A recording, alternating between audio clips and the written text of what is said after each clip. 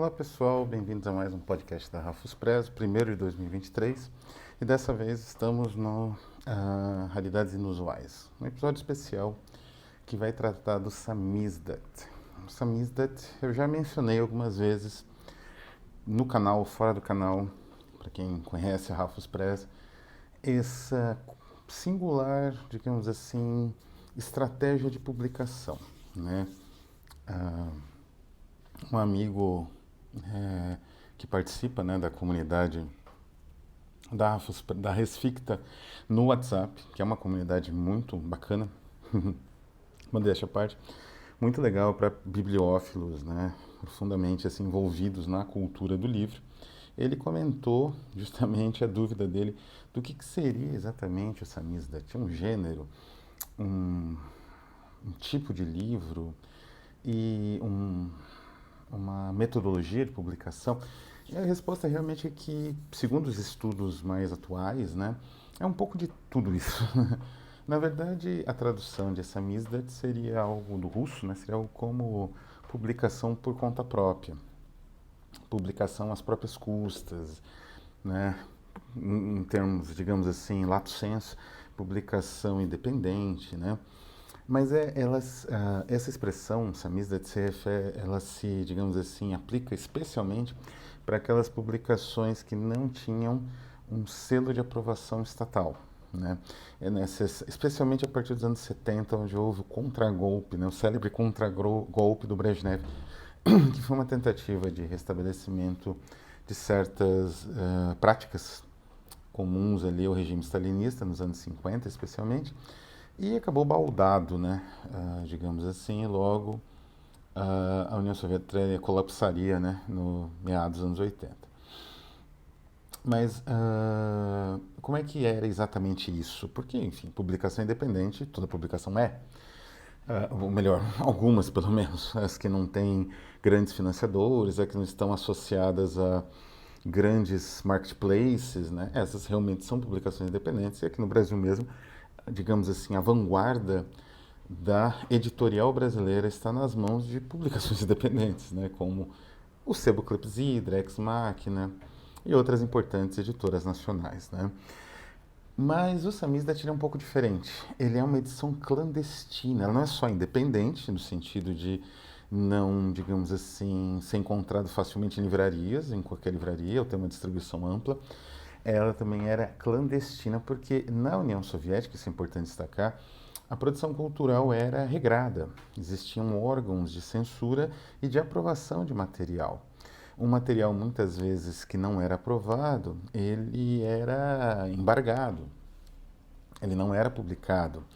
É interessante o caso do Paperny, né, que é um acho que é Paperny ou Paperny, não sei, que era ainda acho que ele está vivo, pesquisador russo que trabalhou bastante a questão da arte russa, né, da arte soviética especialmente, do início do século XX até os anos 50, trabalhando ali com os contrastes entre as vanguardas soviéticas, o Tatlin, né, o construtivismo, o Proletkult, enfim, a arte de vanguarda e a arquitetura, que eu acho que é o maior o foco dele mais forte, e o que surgiu a partir digamos assim, consagração do realismo socialista, né, em ondas, o gidanovismo e outras formas de, digamos assim, de estética que passaram a ser priorizadas pelo regime stalinista, inclusive, às vezes, com apoio de eventuais opositores, como é o caso do Lukács, né, o famoso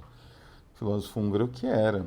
Ele tinha um pé nesse realismo socialista e na crítica das vanguardas, né, semelhante à crítica que os próprios stalinistas faziam.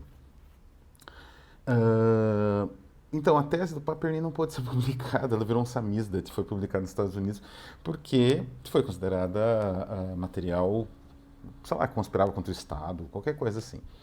Então, o samizdat ele também é clandestino, e essa natureza faz com que as edições sejam muito criativas, porque, afinal, você está com material clandestino e relativamente perigoso, né, digamos assim, para a sua própria, digamos assim, existência física nas suas mãos. É interessante que eu comentei um pouco antes do final do ano a respeito dos vídeos de VHS de filmes americanos difundidos, né? Não eram comercializados, eles eram difundidos na Romênia, que tinha até participação do próprio dos órgãos de censura, né? Que uma das censoras dublava esse material e eles eram repassados e copiava. E o samizdat, ele obedece à mesmíssima lógica, né? Então tem samizdats que eram digitalizados, assim, digitalizados não, mas xerocopiados, outros eram fotografados. Eles às vezes vinham microfilmados, então eles vinham dentro de caneta, de maço de papel, dentro de caixa de fósforo. Então, é muitas estratégias diferentes para a divulgação desses textos. Como eu falei, tinha de tudo. Tem uma pesquisa recente que fala, por exemplo, das edições do Kama Sutra, que foram censuradas na União Soviética e ganharam versões em samizdat, né? Um outro autor muito célebre, cuja obra mais, digamos assim, a obra mais emblemática e mais reconhecida, que é o Bulgakov, né? Mikhail Bulgakov, ele, o Mestre e a Margarida, que é essa obra dele mais célebre de todas, ela foi publicada anos e anos em forma de samizdat. Ela só foi organizada, sei lá, nos anos 80, assim, já no final do regime, né? Onde de novo houve uma abertura, né? Houve um contragolpe, né? Um contra-contragolpe, digamos assim, dos artistas, especialmente no cinema, mas um pouco na literatura, e houve um sentido de abertura, assim, né? Então, esse era, né, o universo, né, desse tipo de publicação. É interessante que ela se conecta, como eu disse, de certa forma com a publicação independente de modo geral, mas especialmente com a publicação clandestina. E assim, livros clandestinos sempre existiram, né? Então são os livros como os do Marquês de Sade, que não podiam ser publicados na França, eram publicados na Bélgica, não é? Não tinha um registro, às vezes o editor mandava direto para a gráfica sem aparecer o nome dele, não é? Eram estratégias assim que foram necessárias para publicar Madame Bovary, para publicar o Flores do Mal. O Ulisses foi publicado na França, e mesmo assim não escapou do James Joyce, né? Mesmo assim não escapou da censura. De ser queimado, na censura não só censura, ele foi queimado em praça pública, né? O que aliás também aconteceu com Madame Bovary e o Flores do Mal. Eles também foram processados, autores foram processados e os editores também. Então, essas obras clandestinas, como as obras dos poetas árcades no Brasil eram clandestinas também, né? Ou as obras do Max Stirner, filósofo alemão, né, que escreveu O Único Sua Propriedade. Era uma obra barrada, né, em toda a Europa, então foi dificílimo de publicar. Então, assim, o samizdat, por um lado, ele se vincula à história do livro independente, por outro, à história do livro clandestino. E, de certa forma, essa clandestinidade que gera estética. E essa estética persiste, né? Como qualquer movimento estético, né? Mesmo que aquilo tenha tido uma validade funcional em termos históricos no momento em que surgiu. Então nós temos editoras hoje contemporâneas que têm um certo estilo do samizdat, né? Em que sentido? Elas podem não ser tão clandestinas, porque afinal temos uma relativa liberdade de expressão, é relativa mesmo, né? Mas elas são edições que fogem dos tipos de padronização usual das edições, né? E isso é o que caracteriza o samizdat, né? No Brasil, a Sol Negra e a Nefelibata seguem esse caminho humildemente, né? A Rafus Press também, que é um caminho de você ter poucas edições com ISBN, não é? É como se fosse, como eu falei, esses livros clandestinos, porque esses livros clandestinos, eles tinham uma certa, como eu mencionei que o Sade ou Stirner, eles tinham uma certa circulação, mas eles não podiam ser muito visíveis, né? Então você era um livreiro que tinha o Lautréamont também, né? Ele tinha uma edição escondida numa parte do negócio dele ali, que poucas pessoas tinham acesso, só quem ele conhecia, não é? Tem um aspecto eventualmente elitista, sei lá, ou poderia se aventar esse aspecto, mas isso não é o importante, né? E digamos assim, essa maneira de distribuição tem a ver com o tipo de oposição que esse livro faz, né? Então, da mesma forma que o Max Stirner, na época dele, as edições da Sol Negro e da Nefelibata, elas se opõem a essa estruturação até do próprio mercado de livro, sem nenhuma arrogância, mas é uma posição desses editores, né, tanto do Camilo quanto do Márcio, e uma busca de uma forma do livro, como eu falei, uma forma de uma outra relação com o livro, que dispensa um pouco o blurb, não é? Eu vejo na internet alguns influenciadores e booktubers, como se costuma dizer, e assim, para mim parece, quando eles falam de livro, parece que os livros sempre tiveram esse mesmo formato, desde sempre, sei lá, desde os incunábulos, né? Sempre tem blurb, alguém comentando, ou, né? Eu sou um grande defensor do paratexto, mas ele pode ser, e os próprios textos, tanto do Márcio quanto do Camilo, né, que eles publicam, né, os livros, tem excelentes paratextos, aliás. Mas eu acredito que você possa trabalhar de uma outra forma esse material também, né? E aqui eu trouxe alguns exemplos, né, fora aqui do circuito brasileiro. Primeiro, esse livro aqui, que é de uma editora, Schools of Istria, que justamente chama Corona Samizdat, né? São livros de autores pouco conhecidos, se bem que eles publicaram Robert Art, né, que é o Roberto Art, né, que é o grande artista argentino, né, escritor argentino. E esse é o Schools of Istria, né? Inclusive ele é publicado, ele tem ISBN, né, normalmente, né, mas é um livro, como eu falei, que não é tão fácil de achar numa livraria ou numa Amazon da vida. E ele é publicado justamente na República Tcheca, né, em Ljubljana, na verdade, né, que é a cidade da banda Laibá. Então é uma editora do leste europeu que preserva pelo menos no nome digamos assim, da, da obra, né, da editora, preserva essa ideia do samizdat, né, da publicação que não tem uma distribuição tão visível e busca um pouco isso, né? Busca um pouco aquele leitor que gosta de pesquisar, gosta de correr atrás para descobrir obras diferentes. Então esse é um exemplo, né, mais convencional, mas que é também de não tão fácil acesso, né? E não é, como eu falei, algo deliberado para deixar muito caro. É simplesmente uma opção por uma questão, às vezes, de prática, né? São lugares no leste europeu. E existe já no samizdat soviético, né, digamos assim, no sentido original, uma organização que tendia a ser internacional, né, a ser mais global, a ser mais ampla. Então, editoras que publicavam em russo, em vários lugares. Então, você levava o manuscrito para outro país, né, tinha uma tradução, ou era publicado em russo mesmo, a comunidade mesmo consumia. Então, esses livros, por exemplo, são publicados em inglês. A gente vai ver vários em inglês, bem que um em francês, por conta disso, né, uma espécie de busca de um idioma franco. O em francês, justamente, é este aqui, de Alexandre Tchaïnov, que são as Diableries Moscovites. Diablerie Moscovite, né? É das Editions Interference. Excelente editora. De novo, embora eu tenha comprado na Amazon até, é um livro difícil de achar, não tem código de barra, né? Não é um livro tão fácil.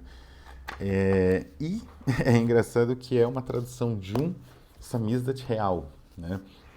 O Tchainov, ele era um agrônomo, engenheiro agrônomo, importante, inclusive. Ele fez vários estudos bem interessantes na área dele no início da Revolução Russa, ainda durante a era Lenin. Ocorre que ele também era um bibliófilo, muito inspirado por Hoffmann, pelo romantismo alemão, que era normal, né, na Europa em geral. E aí ele escreveu este livro aqui, inspirado no romantismo alemão. E o que que acontece? O livro foi evidentemente proibido, porque aconteceu o seguinte também. O próprio Tchainov, ele acabou sendo fuzilado em um dos muitos expurgos que começaram a surgir na Rússia a partir do final dos anos 20. E como ele era ligado aos camponeses e, enfim, agrônomo, com certeza por conta disso complicou mais a vida dele ainda. E essa obra não ajudou muito, né? Então, o livro dele acabou, digamos assim, passado de mão em mão e virou um samizdat real, que depois chegou na Europa, evidentemente, alguém levou algum exilado, e aí o livro acabou publicado na França, né? Então aqui nós temos um livro que foi um samizdat alguma vez na vida, então ele provavelmente não era completo, né? Como ele é dividido em contos, né? Na verdade em histórias, assim, tem essa estrutura meio do Jean Potocki, né?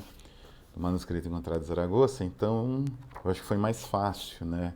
Isso circular meio fracionado, fragmentado entre os admiradores do autor e do romance fantástico que estavam ali na Rússia, né? E não tinha acesso a muita coisa, corriam atrás de escritos clandestinos como esse, né? A edição da Interference, de certa forma, como eu falei, ele preserva um pouco isso. É uma obra não muito conhecida, de uma editora que tem também um alcance bastante limitado, né? Nem sei se existe ainda. Aí a gente começa a chegar numa outra estratégia de samizdat que é muito interessante, que é a estratégia da repetição do passado, vamos dizer assim, ou da apropriação do passado, que são livros que têm um formato de livro antigo e eles evocam esses livros antigos, mas são livros novos. Então, isso dá na leitura um efeito interessante de deslocamento, né? Tanto estético quanto psíquico. Aqui temos um exemplo da Sarob Press, This World and That Other, que são 3 contos, se não me engano, ou 2, escritos por John Howard e Mark Valentine, né?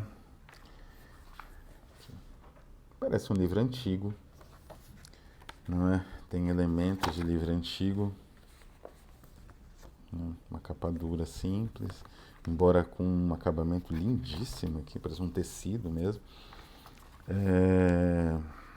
Essa sobrecapa, né? Nenhuma informação, nenhum código de barra, né? Tem uma certa explicação dos autores, mas se você não tivesse isso daqui, né? Essa sobrecapa aqui, esse cover, né? Provavelmente você não teria ideia do que seria esse livro, né? Quer dizer, se um dia um desses livros acabar num sebo, perder a capa e tudo mais, você vai ter que comprar e tentar adivinhar, né? Adivinhar não, vai ter que ler para descobrir o que é, como era no passado. Então é um livro que evoca esses livros do passado em tudo, né? Na diagramação, simples também, né? Excelente material da Sarob Press, que tem essa estética, todos os livros dele têm. Uma outra, dentro dessa mesma estratégia, esse surrado exemplar do The Friendly Examiner, do Louis Marvick, o episódio 1, que me foi ofertado, né, pelo editor, o Jonas Plogger, né, editor da Zagava. É um livro impressionante, assim, porque ele parece um livro mais antigo do que ele é realmente. Quando você olha esse livro, ele tem uma capa dura feita de um papel delicioso de segurar, né, branco, tanto que eu sujei tudo, porque é um livro que eu manipulo bastante, leio bastante, com essas guardas assim, nessa cor vinho, né, esse papel vinho, absolutamente lindo. A sensação que você tem é que esse material é um livro antigo. Eu tive em mãos o famoso caractere da linguagem, né? Aquele tratado do bem célebre, né? Esqueci o nome do John Wilkins, acho que é, né? É o matemático, né? E astrônomo, e polígrafo em inglês do século XVII, e Real Character of Language, né? E ele escreveu esse eu tive em mãos esse material na British Library, e ele era, curiosamente, parecia mais novo. O papel era muito bom, então ele parecia que tinha sido recém-impresso, ou parecia igual esse aqui, assim, um pouco.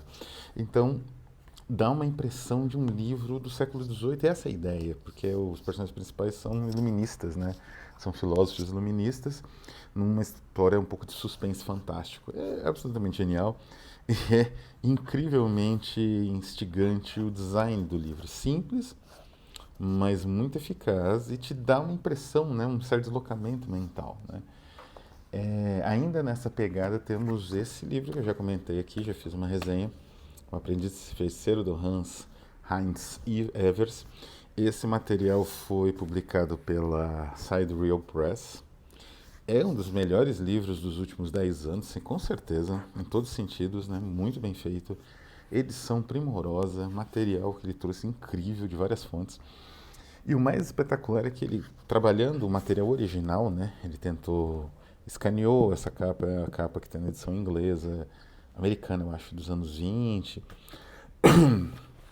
Ele conseguiu fazer um livro que parece muito um livro lançado. O livro, evidentemente, tem a data, né? Logo que você abre, a guarda também te traz essa impressão que é um livro antigo. Mas tem lá pelas tantas, demora para você achar a data, né? 2019, não é? Mas o livro, ele parece publicado no século XX. É muito interessante esse efeito meio de uma máquina do tempo, né? E, de novo, não tem código de barras, não tem blurb, não tem fita, né? Pelo menos não tem nada. Você tem que saber que é um Evers, o que é o Aprendiz Feiticeiro, não é? Ou folhear o livro, né? Tem excelentes paratextos aqui dentro, né? Mas não do lado de fora. É um aproveitamento do livro que vai meio que no, revertendo, né? Aquela ideia que aparece ah, em alguns estudos do livro contemporâneo, né? A respeito do aproveitamento do material. Não, isso não existe aqui. E aí três exemplos, dois vêm da Monte Abraxas, né? Nossa editora romena também é alguém que tem uma relação muito peculiar com o próprio Samizdat, né? Na Romênia.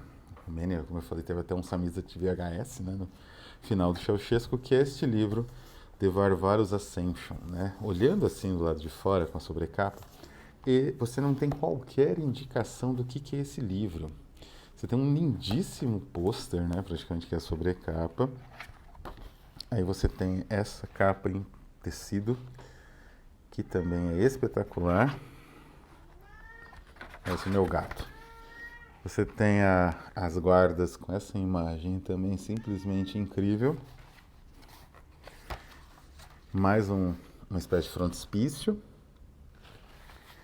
E só então que você vê o título de Varvaros Ascension de Forrest Aguirre, Monte Abraxas, Isolationist Publisher, Bucareste 2020. Mas mesmo vendo o título, isso não esclarece nada. E assim, o livro ele não tem nenhum tipo de texto de apoio, biografia, que possa ajudar, né? A arte da capa é de Valim Mateis, né?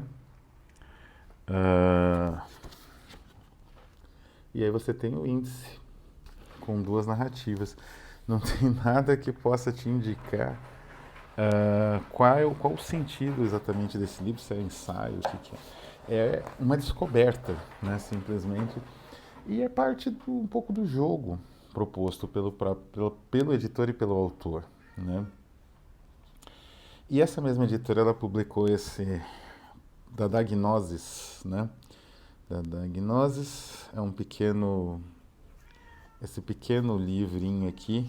Na verdade, ele não é um livro, ele é uma caixa de fósforos, né? Com essas concertinas dentro, que são a vida dos autores, né? Blecher, Gerazim Luca, Hilary Voronka e por aí vai. É interessante porque é exatamente como um samizdat, né? Assim, ele aqui ele vai mais longe e transforma realmente o livro adquire a forma, né, da clandestinidade, um tipo de clandestinidade, né? Hoje em dia é muito difícil de achar, mas é uma recuperação desses autores muito interessante e é um dos poucos livros assinados pelo próprio Dangueto, o editor da Monte Abraxas, né? Aqui ainda não se chamava Monte Abraxas, chamava Ex-Occident Press, né? E tem um negócio aqui que é praticamente ilegível e uma marcação aqui. Enfim, é um livro misterioso, né? Porque ele é exatamente como um livro desses que eu mencionei, né? E por último, temos este livrinho lindíssimo, que nem parece mais um livro, né? O Samizdat, ele tinha isso, ele perdia as características de livro, como eu falei, podia ser microfilme, foto, não é? Que é uma tradução feita pelo Mark Valentine Não tem nem aqui onde que acha, né? É uma tradução de... A dificuldade que é um livro que você não manipula, né? Ele é para você guardar pela beleza dele. Das litanias, né? Do Jules Lafort. Mark Valentine faz a tradução e elas estão perdidas nessas páginas que tem uma em frango bilíngue, né? Que tem uma diagramação toda peculiar, né?